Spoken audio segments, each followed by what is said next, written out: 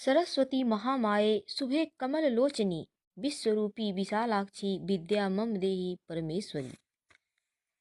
ज्ञान की देवी माँ सरस्वती की पूजा कैसे करनी चाहिए, हम ये बतलाने वाले हैं।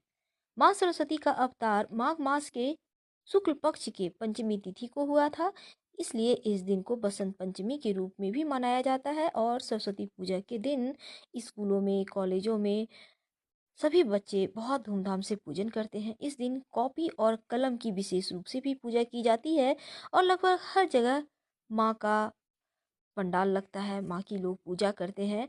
और आप पूजा करने के पहले अपने घर में अगर कर रहे हैं तो सबसे पहले गाय के गोबर से एक चौका लगाएं, फिर माँ की प्रतिमा या तस्वीर को स्थापित करें और एक कलश की स्थापना कीजिए और कलश के नीचे अष्टदल कमल बनाइएगा आटा और अबीर से। नवग्रह देवता की आपको पूजन करनी है, उसके पहले गणेश जी की भी पूजा जरूर कर लें और फिर माँ सरस्वती की पूजा करें। पहले आचमन करें, फिर माँ को सफ़ेद पुष्प या पुष्पमाला अर्पित करें। सिंदूर और श्रृंगार की सभी वस्तुएं अर्पित करें माँ को।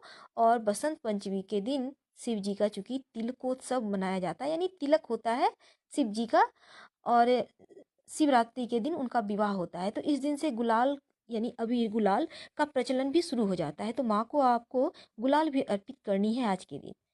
अगर संभव हो तो श्वेत वस्त्र माँ को अर्पित कीजिए और पूजा के समय पीले चावल, मीठी चावल या फिर बूंदिया या मालपुए, खीर, जो भी आपके पास अवेलेबल है उनका भोग लगाइए, या फिर सफ़ेद मिठाई का भी भोग लगा सकते हैं। पहले गणेश जी को लगाइएगा, फिर नवग्रह के नाम से लगाइएगा, फिर माँ को।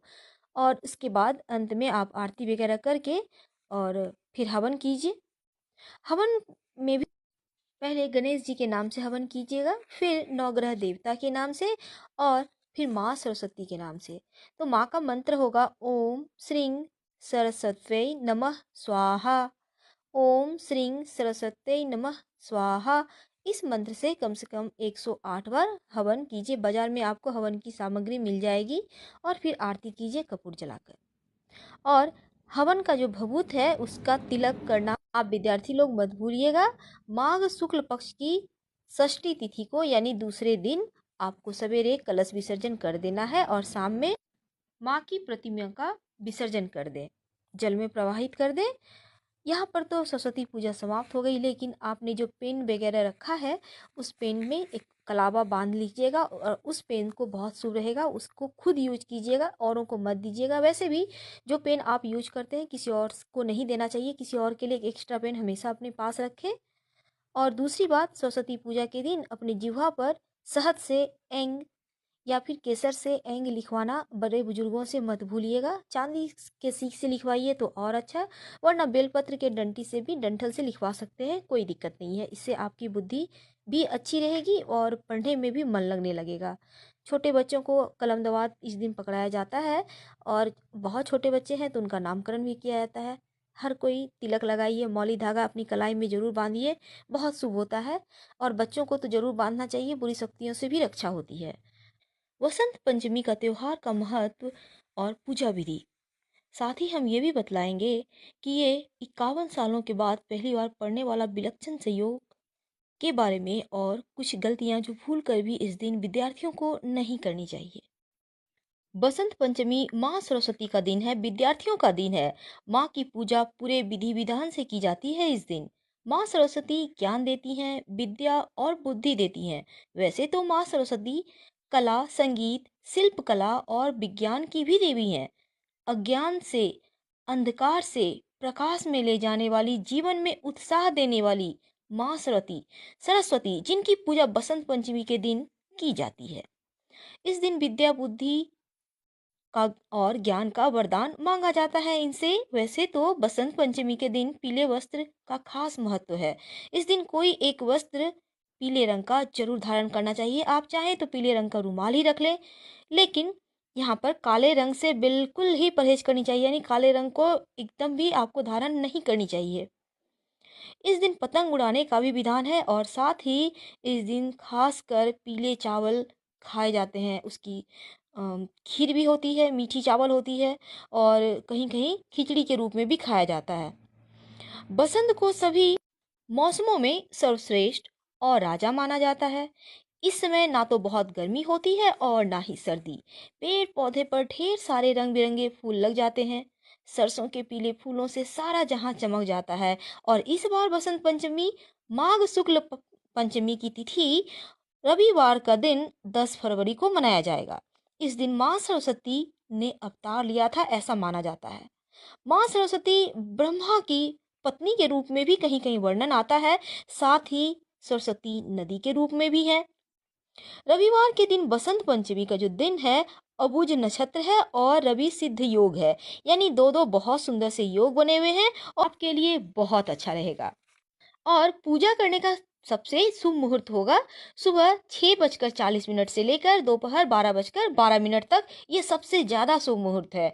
और अपनी सुविधा के अनुसार आप सुबह स्नान कीजिए, स्वच्छ वस्त्र धारण कीजिए और बिना नहाए कुछ मत खाइएगा। साथ ही इस दिन माँ सरस्वती की आराधना कीजिए। आपके पास जितने भी कॉपी हैं, बुक हैं, पेन हैं, सब कुछ आप माँ के पास चरणों में रखें। उन पे पंडित जी से कहें थोड़े से चावल और पुष्प अर्पित कर दें। आपके जो आपने नए पेन रखे हैं उसमें कहिएगा मौली धागा बांध देंगे। और ये मौली धागा लगा हुआ पेन से आप एग्जाम दीजिए, आप पढ़ाई कीजिए। आपका हैंडराइटिंग भी सुंदर होगा, पढ़ाई में मन लगेगा, पढ़ा हुआ याद रहेगा और सबसे खास माँ सरस्वती की कृपा भी आप पर बनी रहेगी। इस दिन मंत्र की भी शिक्षा दी जाती है। साथ ही जो छोटे बच्चे हैं उनका विद्या आरंभ भी इसी दिन से किया जाता है, क्योंकि ये बहुत शुभ दिन होता है विद्या बुद्धि ग्रहण के लिए। इस दिन माँ लक्ष्मी जी और भगवान श्री गणेश जी की भी पूजा की जाती है। वैसे भी बिना गणेश जी की तो पूजा आरंभ ही नहीं होती। और जैसा हमने कहा, किताब कलम की पूजा जरूर कीजिएगा। और माँ को सफ़ेद चंदन और साथ साथ आपको पीले और लाल कलर के पुष्प अर्पित करने हैं। दोस्तों, क्या आपको पता है इस दिन भगवान शिव जी का तिलकोत्सव के रूप में मनाया जाता है। यानी इस दिन शिव जी का तिलक तिलक चढ़ाया जाता है उनको। और इस दिन से गुलाल खेलने का आरंभ हो जाता है फगुआ के गीतों के साथ। और अबीर खेलने की शुरुआत तो हो ही जाती है। कुछ चीजें जिसे इस दिन मत कीजिएगा सरस्वती पूजा के दिन, जैसे कि भूल कर भी काले रंग के कपड़े मत पहनिएगा, नॉनवेज मत खाइएगा। और अगर संभव हो तो सात्विक भोजन कीजिएगा। सात्विक भोजन का मतलब है लहसुन प्याज मत खाइएगा।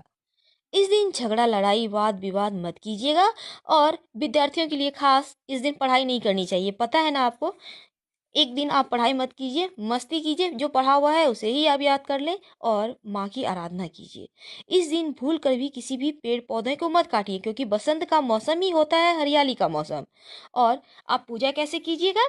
सुबह स्नान करके पीले वस्त्र धारण करें, उत्तर पूर्व में माँ सरस्वती की तस्वीर या मूर्ति रखिए और सफ़ेद चंदन अर्पित करें, पीले सफ़ेद पुष्प अर्पित करें। और मंत्र है ओम ऐं सरस्वते नमः। इस मंत्र का जितना ज़्यादा हो जप करें, कम से कम 5 बार तो जरूर ही कीजिएगा। फिर पंचामृत आप अर्पित करें और पंचामृत बनेगा दूध दही तुलसी के पत्ते मिश्री और शहद सबको मिलाइए, पंचामृत बनाइए, माँ को भोग लगाइए, सब कोई प्रसाद के रूप में लीजिए। पूरी निष्ठा से पूजा कीजिए, माँ सरस्वती आपके जिह्वा में विराजित रहेंगी। पढ़ाई में मन लगेगा, पढ़ाई याद रहेगा और माँ की मेहरबानी कृपा दृष्टि आप पे रहेगी। हम फिर मिलेंगे। वीडियो पसंद आ रहा है तो लाइक सब्सक्राइब जरूर कीजिएगा। हम फिर मिलेंगे। धन्यवाद।